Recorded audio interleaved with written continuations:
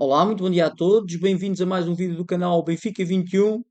E neste vídeo vamos aproveitar a paragem para as seleções e o facto de os clubes não jogarem neste fim de semana para fazermos aqui uma breve comparação entre o que foi o Benfica no início da época com o Bruno Lage e o que tem sido o Benfica com o José Mourinho desde que assumiu a equipa.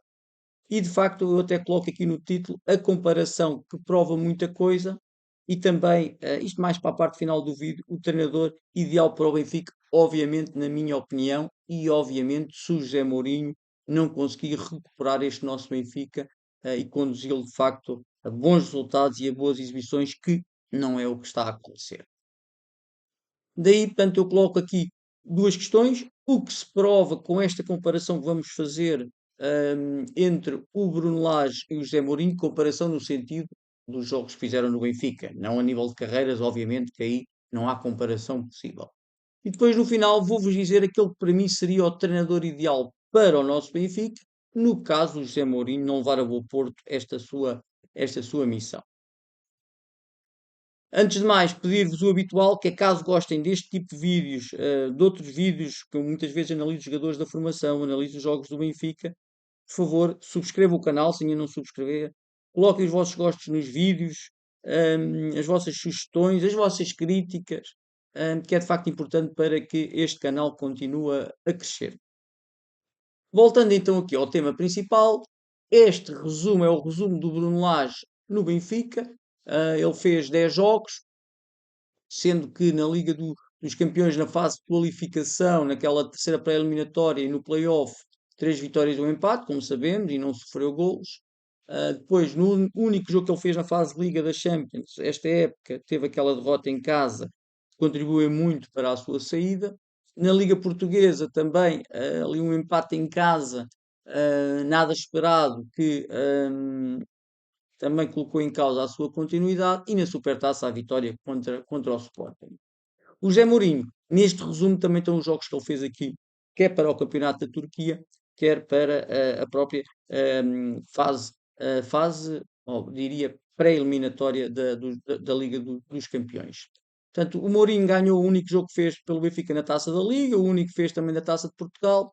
Na Liga Portuguesa, 4 vitórias, perdão, e 3 empates, um dos quais no Porto, mas dois também em casa contra equipas inferiores, diria eu, ou seja, resultados inesperados. Na Liga dos Campeões, 3 derrotas, que também não abona muito aqui para o José Mourinho. Uh, Agora andei aqui para trás, mas é para a frente temos que andar. Fazendo um resumo mais macro, ou seja, não por competição, mas um resumo do total. O Bruno Lage esta época fez 10 jogos pelo Benfica, 7 vitórias, 2 empates, uma derrota, e este é de facto importante, 70% de vitórias que ele teve. O José Mourinho fez 12 jogos, tem 6 vitórias, 3 empates e 3 derrotas, 50% de vitórias. Portanto, esta comparação aqui não é nada abonatória para o José Mourinho, embora saibamos que ele fez jogos como foi ao Porto, jogou também no Chelsea, jogou com o Newcastle, portanto, jogos também bem difíceis. Mas o Bruno Lage também teve aquela fase inicial dos jogos da pré-eliminatória, não com equipas tão difíceis, mas da terceira pré-eliminatória da Liga dos Campeões, do play-off, também não foram propriamente fáceis.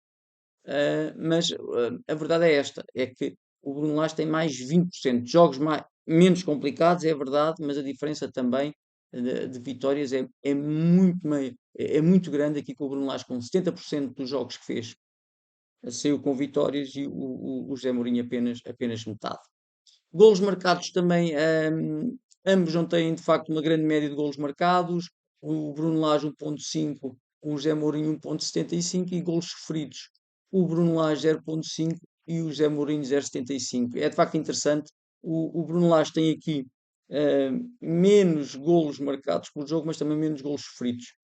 A nível de diferença de gol average por jogo, ou seja, em média, o Benfica ganha 1-0 os jogos, podemos dizer assim. Quer com o Bruno Lage, quer com o José Mourinho. O José Mourinho, mais golos, um bocadinho mais de golos, mas também mais golos consentidos.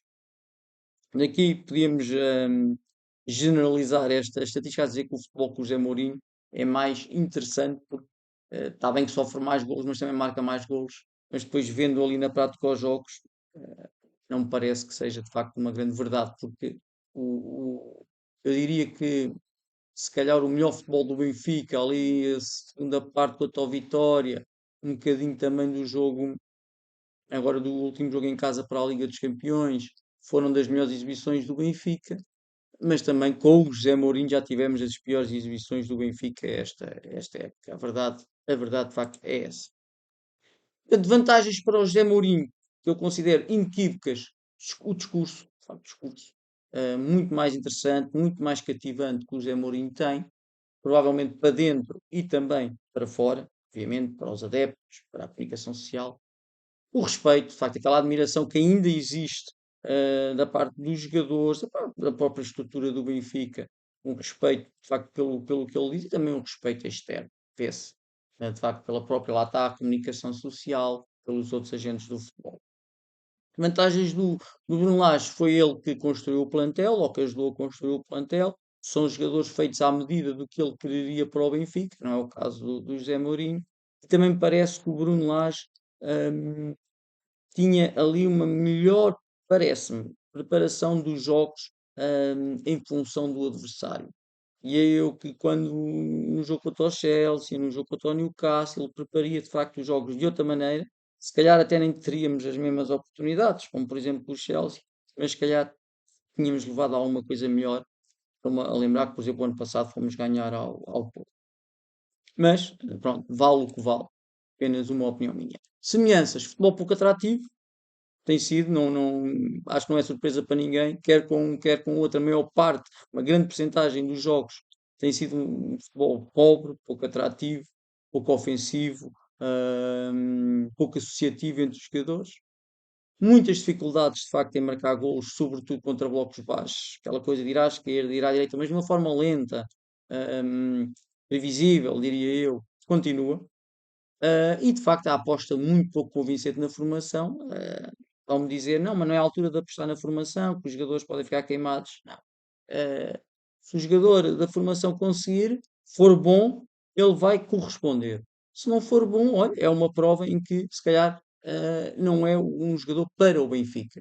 Mas se não são nestas situações que eles têm o seu teste, quando é que será? E não é nos últimos 5 minutos quando ou a equipa está completamente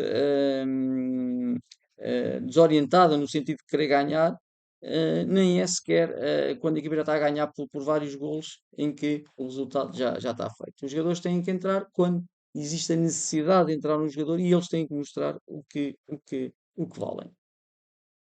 O que é que se prova? Na minha opinião, e isto é importante, portanto, começámos o vídeo com esta questão, o que é que se prova? Para eu dizer o que é que se prova aqui, um pequeno resumo do que tem sido a vida do Benfica, da equipa de futebol do Benfica, desde que foi o Tetra, que foi entre 2014 e 2017.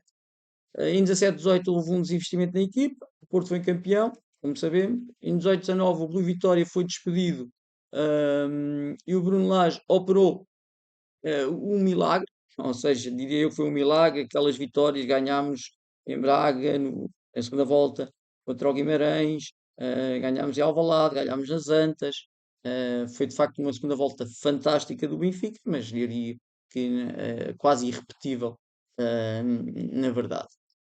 Na época seguinte, o Bruno Lage já não aguentou, foi despedido, o Veríssimo assumiu até ao final da época. Regressou então o Jorge Jesus, que tinha feito um grande trabalho no Benfica. O que é que aconteceu na época 2021 sem sucesso? Na época seguinte foi despedido o Jorge Jesus. O Veríssimo assumiu também no final, mas também sem sucesso. 22-23, mais um tiro certeiro aqui, diria eu, com a chegada do Schmidt, mas principalmente com aquela preponderância que o Enzo Fernandes assumiu enquanto esteve no Benfica, na primeira metade da época e que deu de facto um impulso muito grande ao Benfica. Depois foi aqui de facto. O Schmidt entrou bem, é verdade, mas este tiro certeiro no Enzo Fernandes foi fundamental. Época 23-24, o Schmidt continuou, mas sem sucesso, como sabemos, sem sucesso a nível de resultados e muito menos a nível de exibições, mas lá está, continuou o Rui Costa.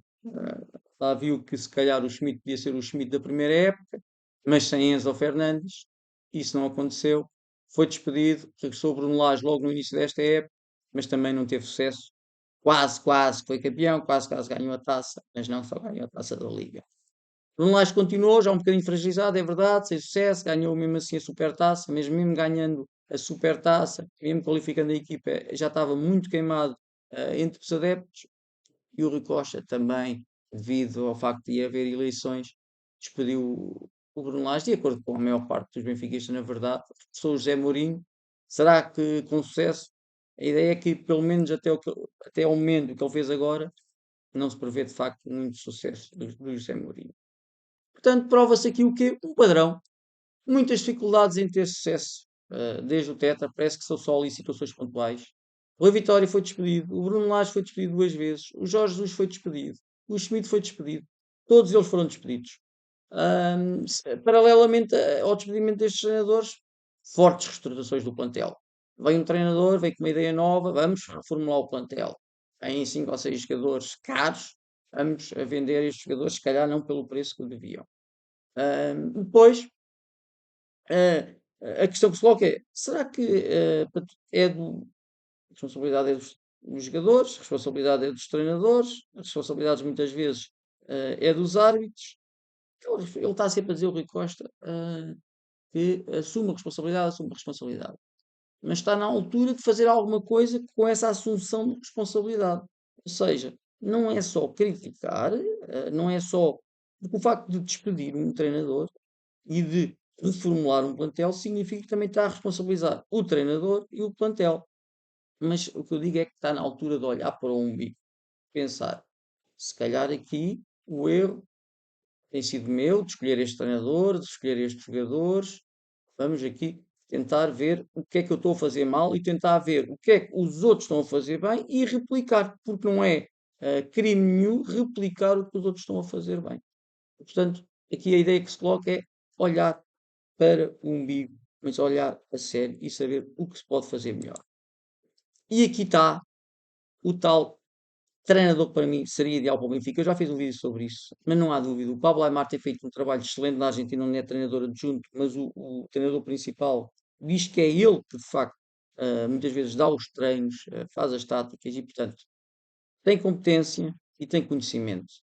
Não só por ter sido jogador, lá está.